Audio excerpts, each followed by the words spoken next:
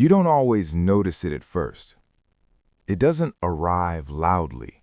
It doesn't announce itself. It shows up in small moments, in how quickly you reach for your phone when a room goes quiet, in how often you unlock your screen without knowing why, and how your attention drifts even when something meaningful is right in front of you. Have you ever caught yourself doing that? Not dramatically, not intentionally, just automatically. You tell yourself it's nothing, just habit, just boredom, just something to pass the time. But sometimes, late at night, when the screen finally goes dark, you feel something else, a strange kind of tired, not physical, mental, emotional, the kind that sleep doesn't fully fix. And you start to wonder, when did your mind become this scattered? When did silence start to feel uncomfortable? When did being alone with your own thoughts feel heavy? You don't remember choosing this. It just slowly became normal. And that's how it usually happens, quietly. Most days you move through life with a device in your hand, waiting in line, sitting on the couch, walking down the street, lying in bed. Your phone is there, not as a tool anymore, more like a companion, a constant presence. And what most people don't realize is that the brain doesn't experience this as neutral. Your nervous system is always learning from repetition.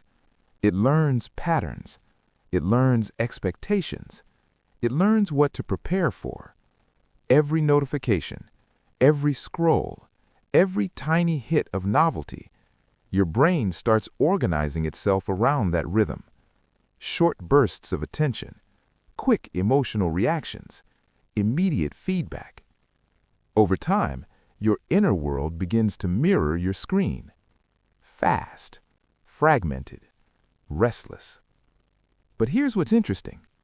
You don't feel overstimulated in obvious ways. You feel subtly depleted. You still laugh. You still function. You still show up. But something underneath feels thinner. Your patience, your focus, your ability to stay with one thought long enough to feel it fully. And this is where it gets deeper. Because this isn't just about distraction. It's about how your identity slowly adapts to a world that never pauses. Think about how often you check your phone without needing anything. Not because there's a message waiting, not because something important happened, just because your body expects stimulation. That impulse isn't random, it's conditioning. Your nervous system has learned that discomfort, even mild discomfort, can be immediately relieved. Bored? Scroll. Anxious? Refresh. Lonely? Open an app. Overwhelmed? Watch something. You don't sit with the feeling, you replace it. And over time, your system stops trusting that you can hold emotions on your own. So it reaches outward, again, and again, and again. What most people don't realize is that this trains your brain to avoid stillness. Not dramatically, just quietly. Moments that once held space for reflection get filled with noise. Waiting rooms become content zones. Bus rides become scrolling sessions. Even meals become half-experienced. Your attention rarely settles anymore. It jumps. And the more it jumps, the harder it becomes to stay. Stay with a thought. Stay with a feeling. Stay with yourself. You might notice it in small ways. You read fewer full articles. You struggle to finish books. You start conversations while mentally somewhere else.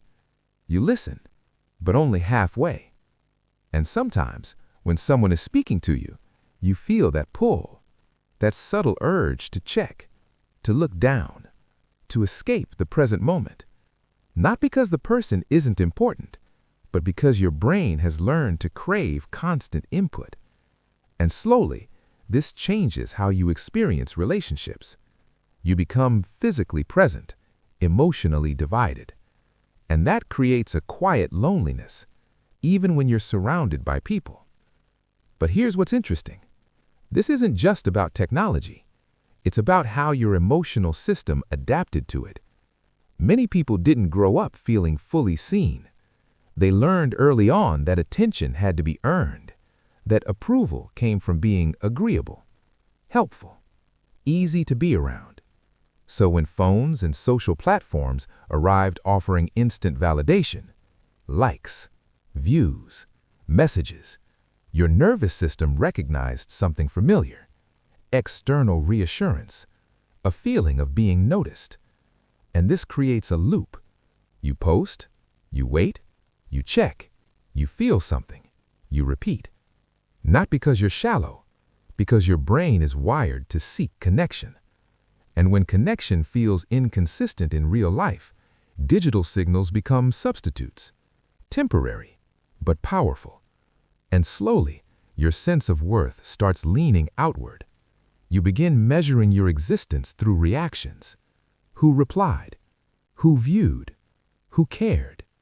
You don't consciously think this. It happens beneath awareness. Your self-perception starts forming around feedback. And this is where emotional fatigue enters.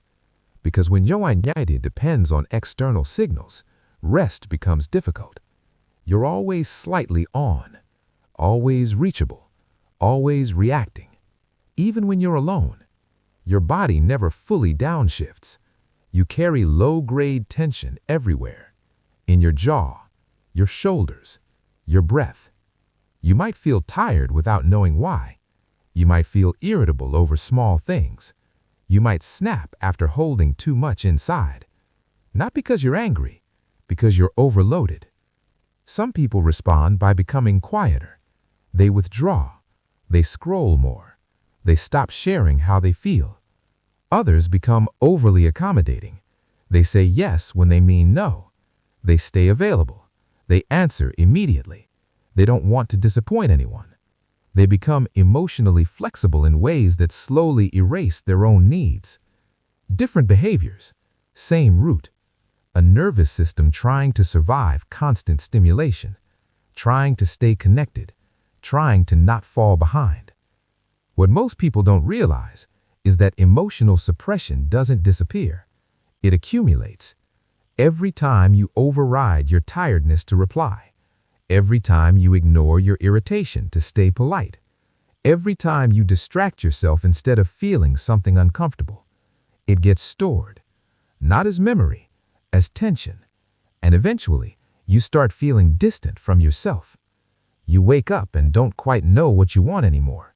You feel disconnected from your own preferences, your own boundaries, your own inner voice, because you've been externally oriented for so long.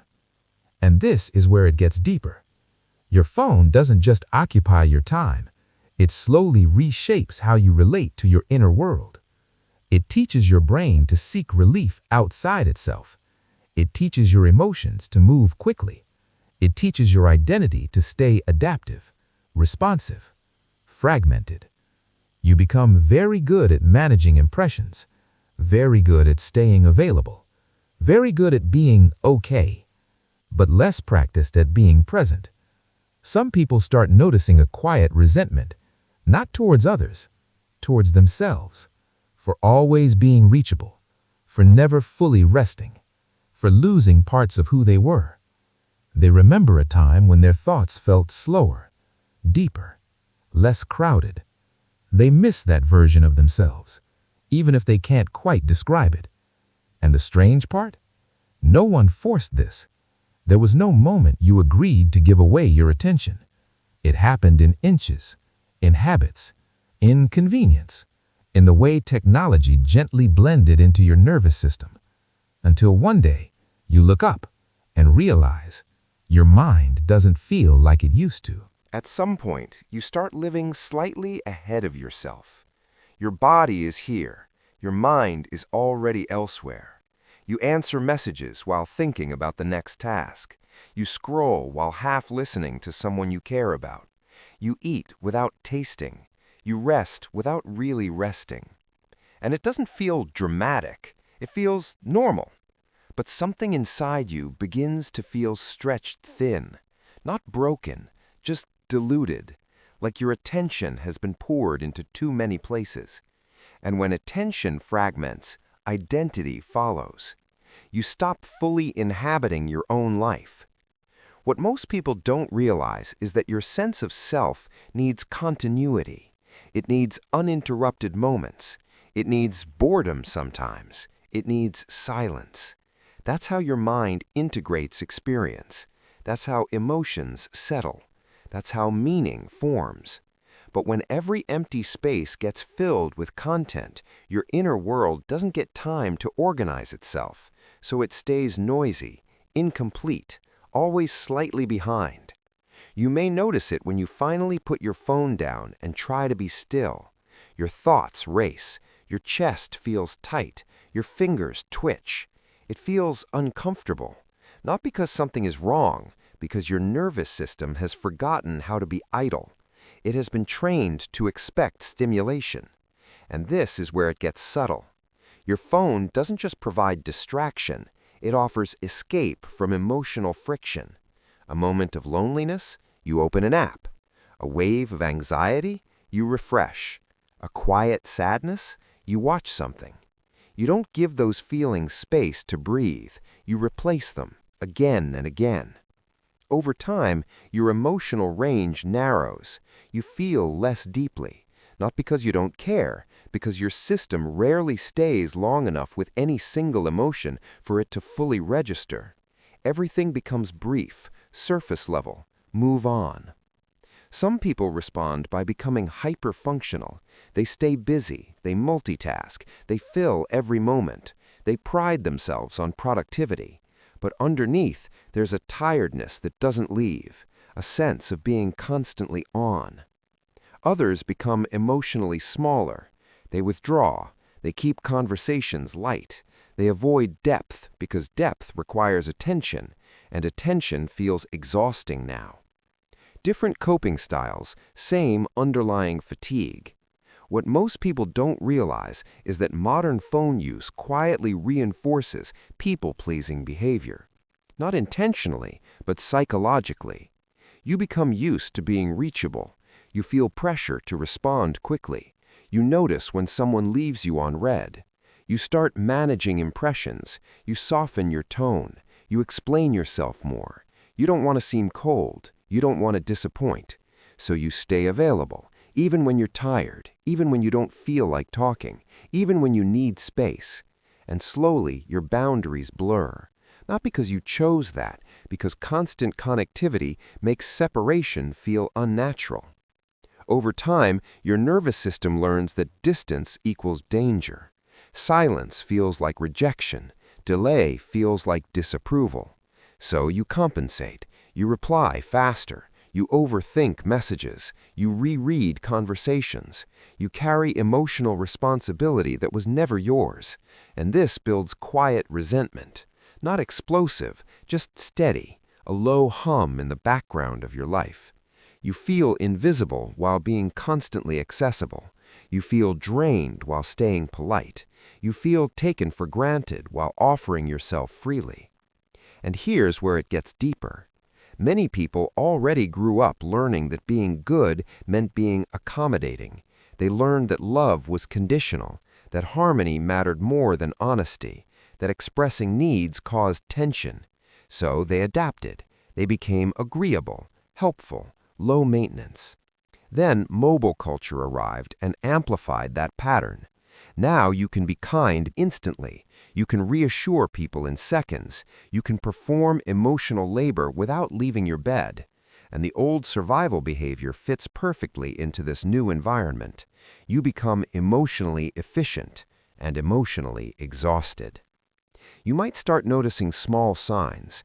You feel irritated by notifications, but anxious when they stop.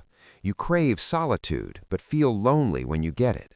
You help others while quietly neglecting yourself. You carry everyone's moods while losing touch with your own. And sometimes, late at night, you realize something uncomfortable. You don't actually know what you want anymore.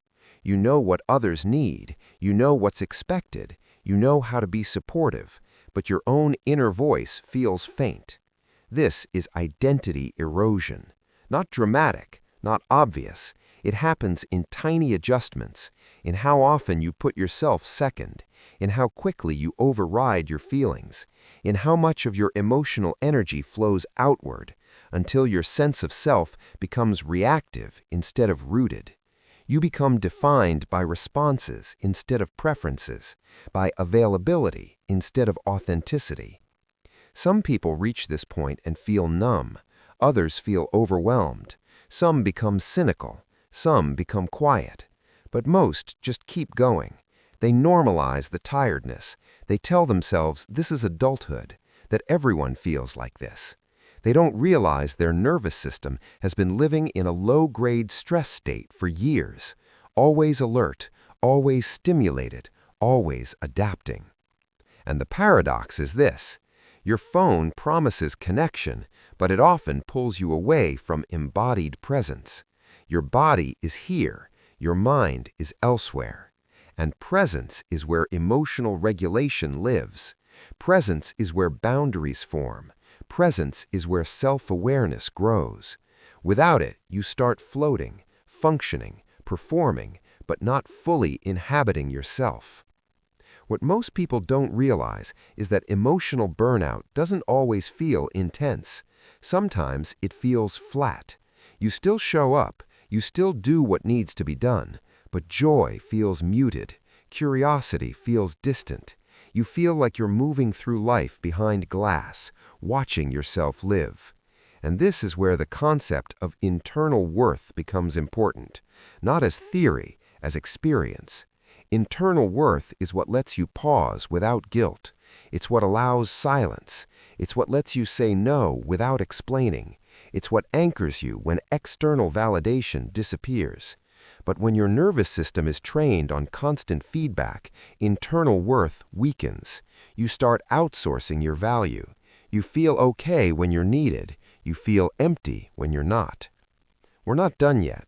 There's more underneath this. The shadow parts, the subconscious protection, the quiet grief of losing your authentic self.